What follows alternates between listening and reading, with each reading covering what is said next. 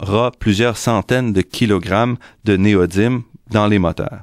Donc, on a besoin d'énormément de ces produits et ça n'arrête pas. On en a besoin pour les substances phosphorescentes pour les ampoules à faible consommation. On les utilise aussi pour le stockage d'informations, pour la génération de lasers, des lasers qu'on utilise un peu partout. Et donc, les terres rares sont très utiles.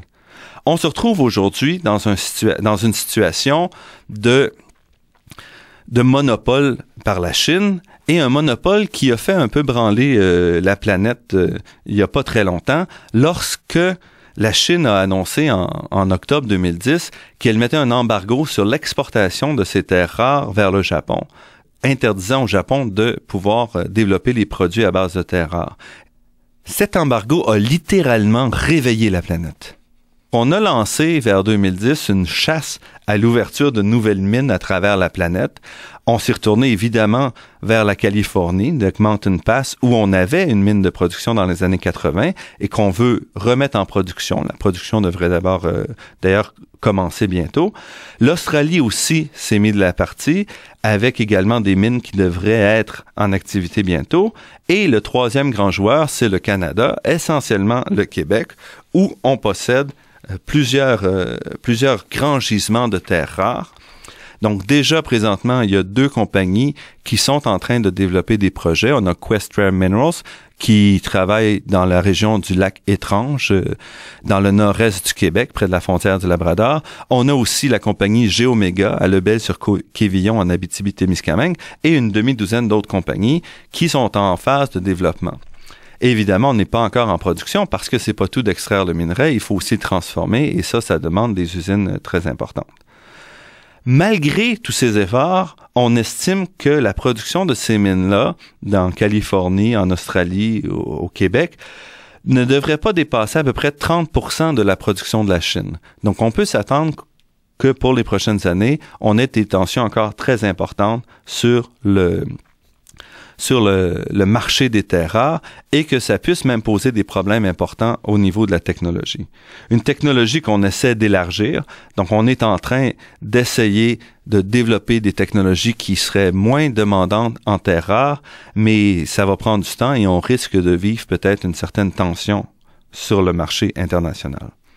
Donc en conclusion, on a vu que les terres rares sont des métaux qui sont pas rares du tout, mais dont la grande difficulté est vraiment de les extraire et de les purifier. Et ça coûte cher, c'est polluant et il nous faut des bonnes technologies. Et pour le moment, seulement la Chine est en position de fournir tout ça à un prix compétitif. Les quantités qu'on produit dans le monde sont relativement faibles, 150 000 tonnes seulement, c'est-à-dire à peu près 20 grammes par habitant. Malgré tout, ces 20 grammes-là ont des rôles très importants dans toutes sortes d'industries. La croissance rapide qu'on prévoit au cours des prochaines années et qui est essentielle si on veut développer l'industrie verte, c'est-à-dire les voitures renouvelables, les éoliennes, etc., dépendent énormément de l'accès aux terres rares. Donc, on risque de voir en fait un ralentissement de ce développement-là associé avec un manque de production. Le Québec est placé pour être capable en fait de contribuer à lever cette limite-là. Par contre, il va falloir se développer de manière intelligente, s'assurer qu'une partie de la purification de ces éléments-là soit faite au Québec, parce que c'est là que sont les emplois, c'est là qu'est la haute technologie, et il va falloir faire ça proprement, et c'est pas facile, parce que les résidus miniers contiennent souvent des résidus radioactifs, et donc il va falloir traiter ça correctement, mais on a certainement une chance de faire quelque chose. Et malgré des travaux sur les alternatives, on n'a pas encore de choix. Il va donc falloir garder un œil ouvert sur les terres rares. J'espère que cette émission vous aura permis de mieux comprendre un peu l'enjeu de ces métaux-là et de pouvoir suivre plus à même les nouvelles à mesure qu'elles vont se dérouler dans le domaine.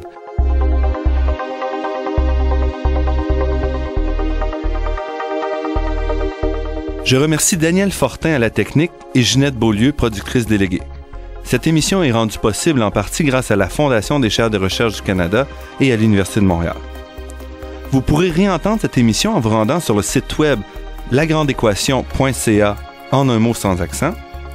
L'émission est également disponible sur la page Université de Montréal de iTunes U. Ici Normand Mousseau, à la semaine prochaine.